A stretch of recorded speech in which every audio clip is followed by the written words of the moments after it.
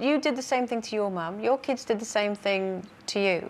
Do you think then it is just a rite of passage? It's something that, you know, kids will do, even though you know the heartbreak that it's going to cause, because, you know, you've heard, your kids have heard you talking about how much grief you gave your mum. And but at the same time, I do think, because you do know that that's part of growing up, and it is all puberty and hormones raging and trying to become a bit more independent. I also think you do have to listen to that a bit as well and try and understand it a bit, because I think a lot of parents go, well, in my day, my mother, and it's kind of like, it's not your day and it's not your mother, and it's a different generation. You know what I mean? In your day, you'd have been out and there was no mobile phones. So how did your mum cope? You know? Told you, got a cab round looking for me. but also as well, and I hear what you're saying, you're right, it isn't your day or your mother, but it comes down to basic manners and respect, I think. No, absolutely, but you also, for you as well, that you have to listen to them. But I tell you what's really lonely is when they do get old, when the boys got older and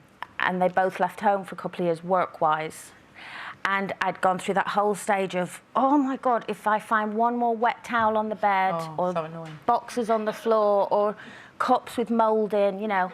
And when they left, it was like, oh my God, I can clean their rooms and they're going to stay clean.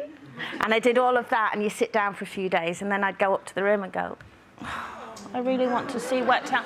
And I used to go in and put boxes on the floor. Just throw the odd towel on the bed. And it was a really lonely time of, my house will always be clean, but I want them to come home and mess it up. Sadly, they took me at my word, and now they're both living back at home.